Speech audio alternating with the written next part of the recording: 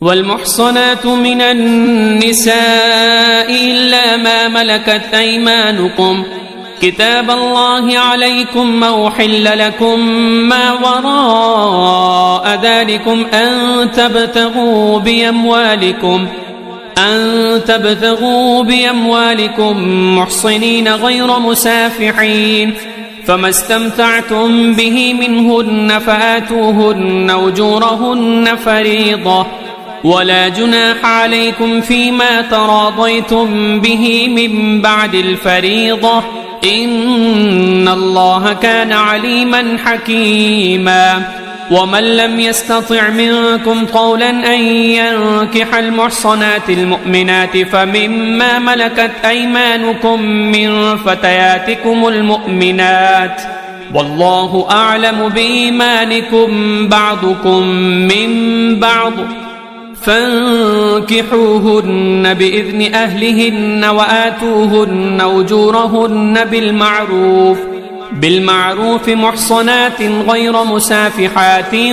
ولا متخذات أخدان فإذا أحصن فإن أتين بفاحشة فعليهن نصف ما على المحصنات من العذاب ذلك لمن خشي العنة منكم وأن تصبروا خير لكم والله غفور رحيم يريد الله ليبين لكم ويهديكم سنن الذين من قبلكم ويتوب عليكم والله عليم حكيم والله يريد أن يتوب عليكم ويريد الذين يتبعون الشهوات أن تميلوا ميلا عظيما يريد الله أن يخفف عنكم وخلق الإنسان ضعيفا يا أيها الذين آمنوا لا تأكلوا أموالكم بينكم بالباطل إلا أن تكون تجارة عن تراض منكم ولا تقتلوا أنفسكم إن الله كان بكم رحيما ومن يفعل ذلك عدوانا وظلما فسوف نصليه نارا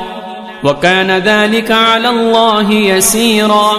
إن تجتنبوا كبائر ما تنهون عنه نكفر عنكم سيئاتكم وندخلكم مدخلا كريما ولا تتمنوا ما فضل الله به بعضكم على بعض للرجال نصيب مما اكتسبوا وللنساء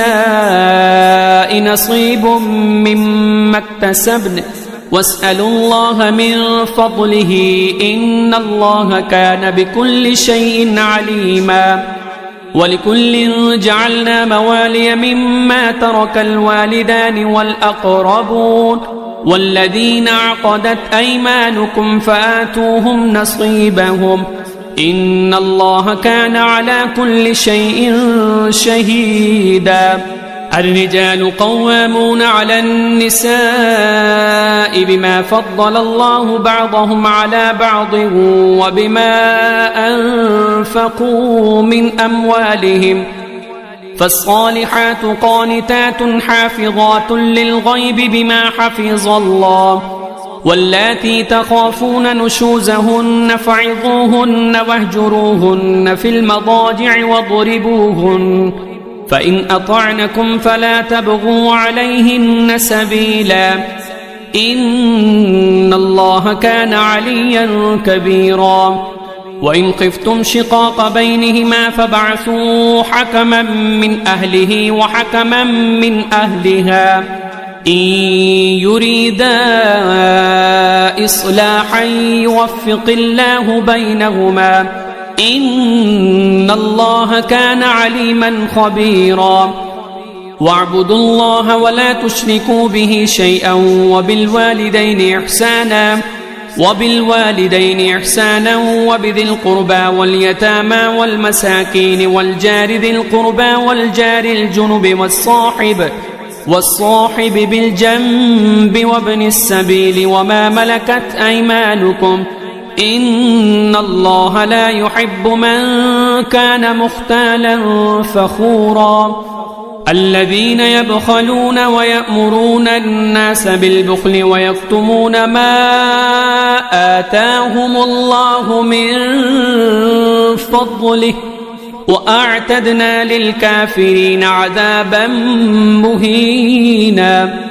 والذين ينفقون أموالهم رئاء الناس ولا يؤمنون بالله ولا باليوم الآخر ومن يكن الشيطان له قرينا فساء قرينا وماذا عليهم لو آمنوا بالله واليوم الآخر وأنفقوا مما رزقهم الله وكان الله بهم عليما وإن تك حسنة يضاعفها ويؤت من لدنه أجرا عظيما فكيف إذا جئنا من كل أمة بشهيد وجئنا بك على هؤلاء شهيدا يومئذ يود الذين كفروا وعصوا الرسول لو تسوى بهم الأرض ولا يكتمون الله حديثا يا أيها الذين آمنوا لا تقربوا الصلاة وأنتم سكارى حتى تعلموا ما تقولون ولا جنبا إلا عابري سبيل حتى تغتسلوا وإن كنتم مرضى أو على سفر أو جاء أحد منكم من الغائط أو لامستم النساء فلم تجدوا ماء فتيمموا صعيدا طيبا فامسحوا بوجوهكم وأيديكم إن الله كان عفوا غفورا ألم تر إلى الذين أوتوا نصيبا من الكتاب يشترون الضلالة ويريدون أن تضلوا السبيل والله أعلم بأعدائكم وكفى بالله وليا وكفى بالله نصيرا من الذين هادوا يحرفون الكلم عن مواضعه ويقولون سمعنا وعصينا واسمع غير مسمع وراعنا ليا بألسنتهم وطعنا في الدين ولو أنهم قالوا سمعنا وأطعنا واسمع وانظرنا لكان خيرا لهم وأقوم ولكن لعنهم الله بكفرهم فلا يؤمنون إلا قليلا يا أيها الذين أوتوا الكتاب آمنوا بما نزلنا مصدقا لما معكم من قبل أن نطمس وجوها فنردها على أدبارها أو نلعنهم كما لعنا أصحاب السبت وكان أمر الله مفعولا إن الله لا يغفر أن يشرك به ويغفر ما دون ذلك لمن يشاء ومن يشرك بالله فقد افترى إثما عظيما ألم تر إلى الذين يزكون أنفسهم بل الله يزكي من يشاء ولا يظلمون فتيلا انظر كيف يفترون على الله الكذب وكفى به إثما مبينا ألم تر إلى الذين أوتوا نصيبا من الكتاب يؤمنون بالجبت والطاغوت ويقولون للذين كفروا هؤلاء أهدى من الذين آمنوا سبيلا أولئك الذين لعنهم الله ومن يلعن الله فلن تجد له نصيرا أم لهم نصيب من الملك فإذا لا يؤتون الناس نقيرا أم يحسدون الناس على ما آتاهم الله من فضله فقد آتينا آل إبراهيم الكتاب والحكمة وآتيناهم ملكا عظيما فمنهم من آمن به ومنهم من صد عنه وكفى بجهنم سعيرا إن الذين كفروا بآياتنا سوف نصليهم نارا كلما نضجت جلودهم بدلناهم جلودا غيرها ليذوقوا العذاب إن الله كان عزيزا حكيما والذين آمنوا وعملوا الصالحات سندخلهم جنات تجري من تحتها الأنهار خالدين فيها أبدا لهم فيها أزواج مطهرة وندخلهم ظلا ظليلا إن الله يأمركم أن تؤدوا الأمانات إلى أهلها وإذا حكمتم بين الناس أن تحكموا بالعدل إن الله نعم ما يعظكم به إن الله كان سميعا بصيرا يا أيها الذين آمنوا أطيعوا الله وأطيعوا الرسول وأولي الأمر منكم فإن تنازعتم في شيء فردوه إلى الله والرسول إن كنتم تؤمنون بالله واليوم الآخر ذلك خير وأحسن تأويلا ألم تر إلى الذين يزعمون أنهم آمنوا بما أنزل إليك وما أنزل من قبلك يريدون أن يتحاكموا إلى الطاغوت وقد أمروا أن يكفروا به ويريد الشيطان أن يضلهم ضلالا بعيدا وإذا قيل لهم تعالوا إلى ما أنزل الله وإلى الرسول رأيت المنافقين يصدون عنك صدودا فكيف إذا أصابتهم مصيبة بما قدمت أيديهم ثم جاءوك يحلفون بالله إن أردنا إلا إحسانا وتوفيقا أولئك الذين يعلم الله ما في قلوبهم فأعرض عنهم وعظهم وقل لهم في أنفسهم قولا بليغا وما أرسلنا من رسول إلا ليطاع بإذن الله ولو أنهم إذ ظلموا أنفسهم جاءوك فاستغفروا الله واستغفر لهم الرسول لوجدوا الله توابا رحيما فلا وربك لا يؤمنون حتى يحكموك فيما شجر بينهم ثم لا يجدوا في أنفسهم حرجا مما قضيت ويسلموا تسليما ولو أنا كتبنا عليهم أن اقتلوا أنفسكم أو اخرجوا من دياركم ما فعلوه إلا قليل منهم ولو أنهم فعلوا ما يوعظون به لكان خيرا لهم وأشد تثبيتا وإذا لآتيناهم من لدنا أجرا عظيما ولهديناهم صراطا مستقيما ومن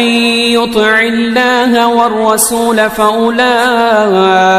مع الذين أنعم الله أنعم الله عليهم من النبيين والصديقين والشهداء والصالحين وحسن أولئك رفيقا ذلك الفضل من الله وكفى بالله عليما يا أيها الذين آمنوا خذوا حذركم فانفروا ثبات أو انفروا جميعا وإن منكم لمن ليبطئن فإن أصابتكم مصيبة قال قد أنعم الله علي إذ لم أكن معهم شهيدا ولئن أصابكم فضل من الله ليقولن كأن لم تكن بينكم وبينه مودة يا ليتني كنت معهم فأفوز فوزا عظيما فليقاتل في سبيل الله الذين يشرون الحياة الدنيا بالآخرة ومن يقاتل في سبيل الله فيقتل أو يغلب فسوف نؤتيه أجرا عظيما وما لكم لا تقاتلون في سبيل الله والمستضعفين من الرجال والنساء والولدان الذين يقولون ربنا أخرجنا من هذه القرية الظالم أهلها واجعل لنا من لدنك وليا واجعل لنا من لدنك نصيرا والذين كفروا يقاتلون في سبيل الطاغوت فقاتلوا أولياء الشيطان إن كيد الشيطان كان ضعيفا ألم تر إلى الذين قيل لهم كفوا أيديكم وأقيموا الصلاة وآتوا الزكاة فلما كتب عليهم القتال إذا فريق منهم يخشون الناس كخشية الله أو أشد خشية وقالوا ربنا لم كتبت علينا القتال لولا أخرتنا إلى أجل قريب قل متاع الدنيا قليل والآخرة خير لمن اتقى ولا تظلمون فتيلا أينما تكونوا يدرككم الموت ولو كنتم في بروج مشيدة وإن تصبهم حسنة يقولوا هذه من عند الله وإن تصبهم سيئة يقولوا هذه من عندك قل كل من عند الله فما لهؤلاء القوم لا يكادون يفقهون حديثا ما أصابك من حسنة فمن الله وما أصابك من سيئة فمن نفسك وأرسلناك للناس رسولا وكفى بالله شهيدا من يطع الرسول فقد أطاع الله ومن تولى فما أرسلناك عليهم حفيظا ويقولون طاعة فإذا برزوا من عندك بيت طائفة منهم غير الذي تقول والله يكتب ما يبيتون فأعرض عنهم وتوكل على الله وكفى بالله وكيلا أفلا يتدبرون القرآن ولو كان من عند غير الله لوجدوا فيه اختلافا كثيرا وإذا جاءهم أمر من الأمن أو الخوف أذاعوا به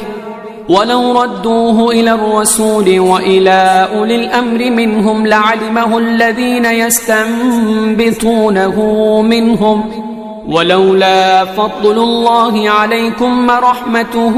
لاتبعتم الشيطان إلا قليلا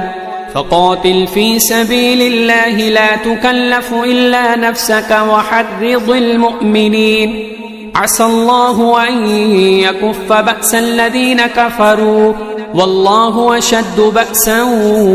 وأشد تنكيلا من يشفع شفاعة حسنة يكن له نصيب منها ومن يشفع شفاعة سيئة يكن له كفل منها وكان الله على كل شيء مقيتا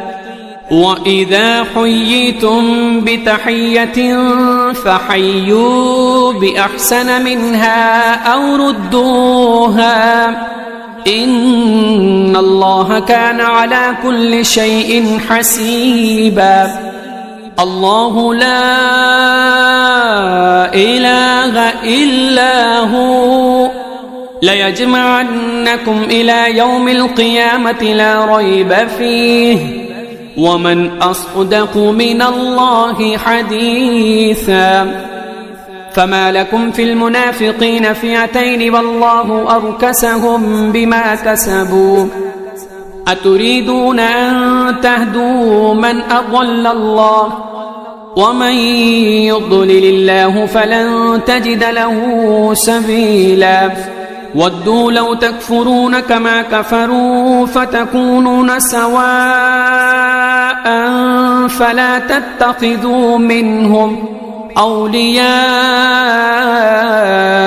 حتى يهاجروا في سبيل الله فإن تولوا فخذوهم واقتلوهم حيث وجدتموهم ولا تتخذوا منهم وليا ولا نصيرا إلا الذين يصلون إلى قوم بينكم وبينهم ميثاق أو جاءوكم حصرت صدورهم أن يقاتلوا قومهم ولو شاء الله لسلطهم عليكم فلقاتلوكم فإن اعتزلوكم فلم يقاتلوكم وألقوا إليكم السلم فما جعل الله لكم عليهم سبيلا ستجدون آخرين يريدون أن يأمنوكم ويأمنوا قومهم كلما ردوا إلى الفتنة أركسوا فيها فإن لم يعتزلوكم ويلقوا إليكم السلم ويكفوا أيديهم فخذوهم وقتلوهم حيث ثقفتموهم وأولئكم جعلنا لكم عليهم سلطانا مبينا وما كان لمؤمن أن يقتل مؤمنا إلا خطأ ومن قتل مؤمنا خطأ فتحرير رقبة مؤمنة ودية مسلمة إلى أهله إلا أن يصدقوا فإن كان من قوم عدو لكم وهو مؤمن فتحرير رقبة مؤمنة وإن كان من قوم بينكم وبينهم ميثاق فدية مسلمة إلى أهله وتحرير رقبة مؤمنة فمن لم يجد فصيام شهرين متتابعين توبة من الله وكان الله عليما حكيما ومن يقتل مؤمنا متعمدا فجزاؤه جهنم خالدا فيها وغضب الله عليه ولعنه وأعد له عذابا عظيما يا أيها الذين آمنوا إذا ضربتم في سبيل الله فتبينوا ولا تقولوا لمن ألقى إليكم السلام لست مؤمنا تبتغون عرض الحياة الدنيا فعند الله مغانم كذلك كنتم من قبل فمن الله عليكم فتبينوا إن الله كان بما تعملون خبيرا لا يستوي القاعدون من المؤمنين غير أولي الضرر والمجاهدون في سبيل الله بأموالهم وأنفسهم فضل الله المجاهدين بأموالهم وأنفسهم على القاعدين درجة وكلا وعد الله الحسنى وفضل الله المجاهدين على القاعدين أجرا عظيما درجات منه ومغفرة ورحمة وكان الله غفورا رحيما إن الذين توفاهم الملائكة ظالمي أنفسهم قالوا فيم كنتم قالوا كنا مستضعفين في الأرض قالوا ألم تكن أرض الله واسعة فتهاجروا فيها فأولئك مأواهم جهنم وساءت مصيرا إلا المستضعفين من الرجال والنساء والولدان لا يستطيعون حيلة ولا يهتدون سبيلا فأولئك عسى الله أن يعفو عنهم وكان الله عفوا غفورا ومن يهاجر في سبيل الله يجد في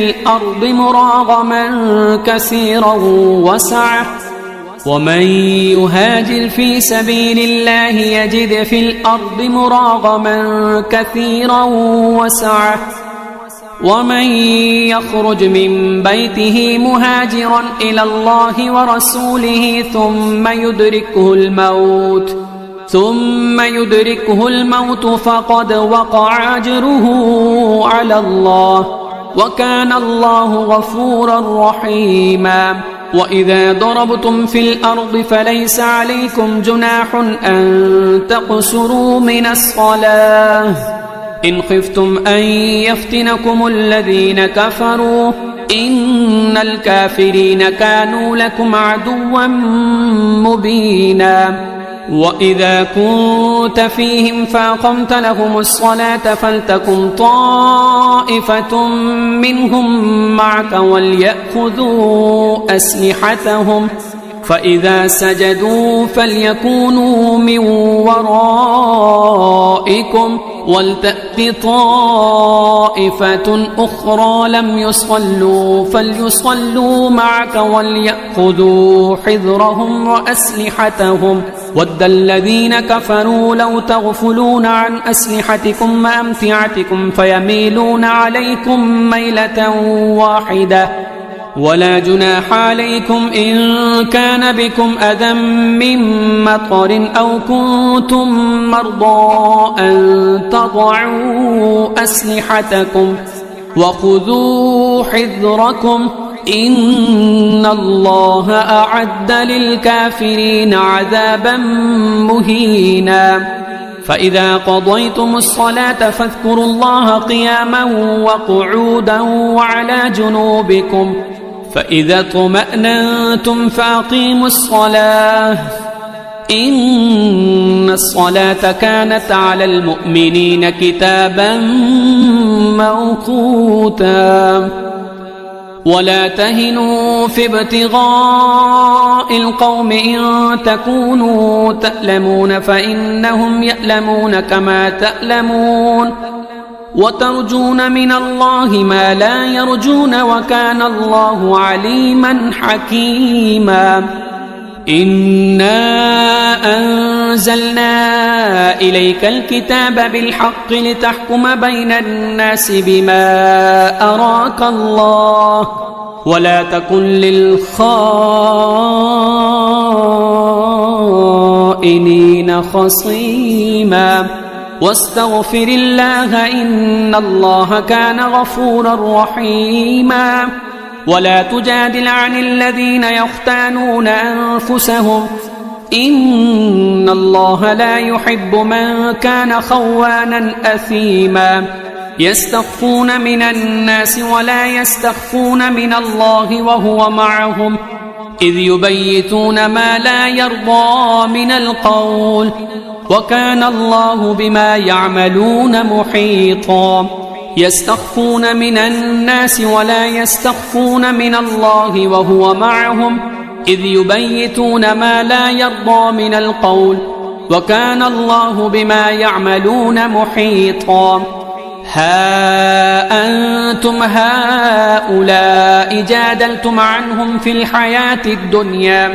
فمن يجادل الله عنهم يوم القيامة أم من يكون عليهم وكيلا ومن يعمل سوءا أو يظلم نفسه ثم يستغفر الله يجد الله غفورا رحيما ومن يكسب إثما فإنما يكسبه على نفسه وكان الله عليما حكيما ومن يكسب خطيئة أو إثما ثم يرم به بريئا فقد احتمل بهتانا وإثما مبينا ولولا فضل الله عليك ورحمته لهمت طائفة منهم أن يضلوك وما يضلون إلا أنفسهم وما يضرونك من شيء وأنزل الله عليك الكتاب والحكمة وعلمك ما لم تكن تعلم وكان فضل الله عليك عظيما لا خير في كثير من نجواهم إلا من أمر بصدقة أو معروف أو إصلاح بين الناس ومن يفعل ذلك ابتغاء مرضات الله فسوف نؤتيه أجرا عظيما ومن يشاقق الرسول من بعد ما تبين له الهدى ويتبع غير سبيل المؤمنين نوله ما تولى ونصله جهنم وساءت مصيرا إن الله لا يغفر أن يشرك به ويغفر ما دون ذلك لمن يشاء إن الله لا يغفر أن يشرك به ويغفر ما دون ذلك لمن يشاء ومن يشرك بالله فقد ضل ضلالا بعيدا إن يدعون من دونه إلا إناثا وإن يدعون إلا شيطانا مريدا لعنه الله وقال لأتخذن من عبادك نصيبا مفروضا ولأضلنهم ولأمنينهم ولآمرنهم فليبتكن آذان الأنعام ولآمرنهم فليغيرن خلق الله ومن يتخذ الشيطان وليا من دون الله فقد خسر خسرانا مبينا يعدهم ويمنيهم وما يعدهم الشيطان إلا غرورا أولئك مأواهم جهنم ولا يجدون عنها محيصا والذين آمنوا وعملوا الصالحات سندخلهم جنات تجري من تحتها الأنهار خالدين فيها أبدا وعد الله حقا ومن أصدق من الله قيلا ليس بأمانيكم ولا أماني أهل الكتاب من يعمل سوءا يجز به ولا يجد له من دون الله وليا ولا نصيرا. ومن يعمل من الصالحات من ذكر أو أنثى وهو مؤمن فأولئك يدخلون الجنة ولا يظلمون نقيرا. ومن أحسن دينا ممن أسلم وجهه لله وهو محسن واتبع ملة إبراهيم حنيفا واتخذ الله إبراهيم خليلا. ولله ما في السماوات وما في الأرض وكان الله بكل شيء محيطا. ويستفتونك في النساء قل الله يفتيكم فيهن وما يتلى عليكم في الكتاب في يتامى النساء اللاتي لا تؤتونهن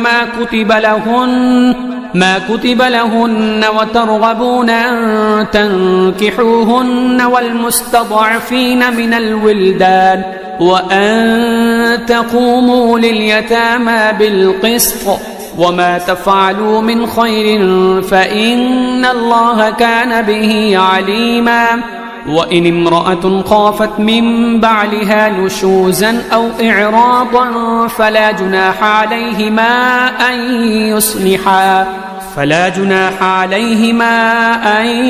يصلحا بينهما صلحا والصلح خير. وأحضرت الأنفس الشح وإن تحسنوا وتتقوا فإن الله كان بما تعملون خبيرا. ولن تستطيعوا أن تعدلوا بين النساء ولو حرصتم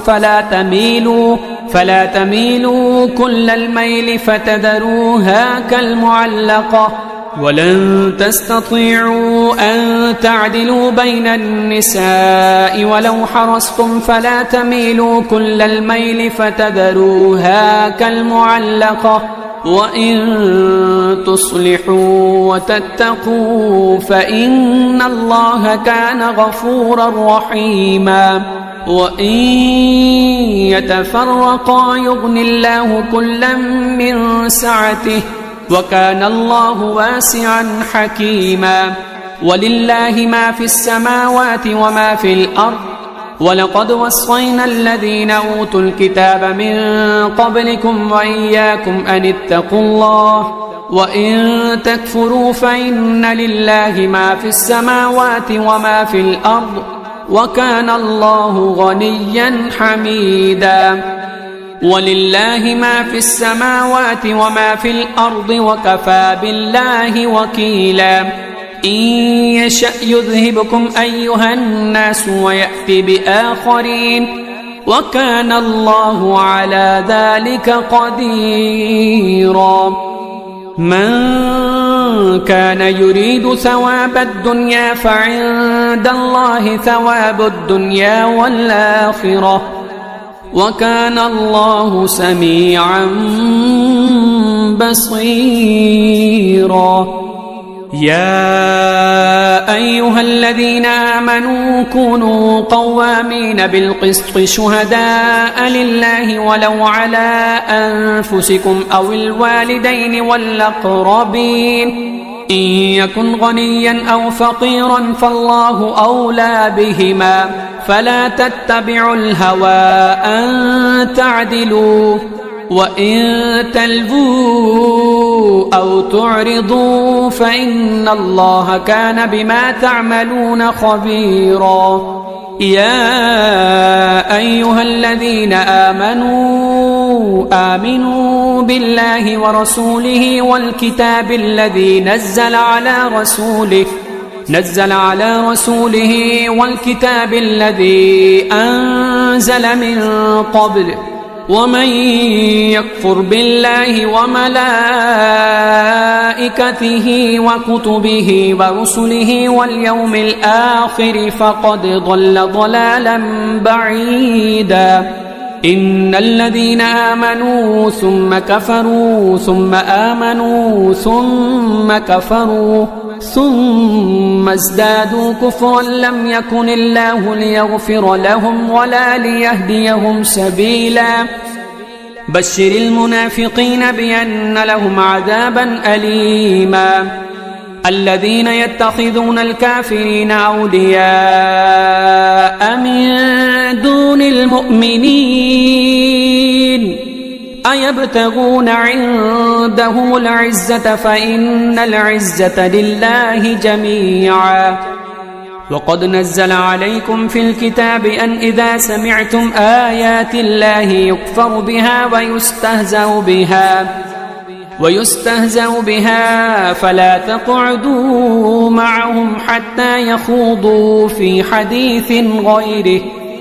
إنكم إذا مثلهم إن الله جامع المنافقين والكافرين في جهنم جميعا الذين يتربصون بكم فإن كان لكم فتح من الله قالوا ألم نكن معكم وإن كان للكافرين نصيب قالوا ألم نستحوذ عليكم ونمنعكم من المؤمنين فالله يحكم بينكم يوم القيامة ولن يجعل الله للكافرين على المؤمنين سبيلا إن المنافقين يخادعون الله وهو خادعهم وإذا قاموا إلى الصلاة قاموا كسالى يراءون الناس ولا يذكرون الله إلا قليلا مذبذبين بين ذلك لا إله هؤلاء ولا إله هؤلاء ومن يضلل الله فلن تجد له سبيلا يا أيها الذين آمنوا لا تتخذوا الكافرين أولياء من دون المؤمنين أتريدون أن تجعلوا لله عليكم سلطانا مبينا إن المنافقين في الدرك الأسفل من النار ولن تجد لهم نصيرا إلا الذين تابوا وأصلحوا واعتصموا بالله وأخلصوا دينهم لله فأولئك مع المؤمنين وسوف يؤتي الله المؤمنين أجرا عظيما ما يفعل الله بعذابكم إن شكرتم وآمنتم وكان الله شاكرا عليما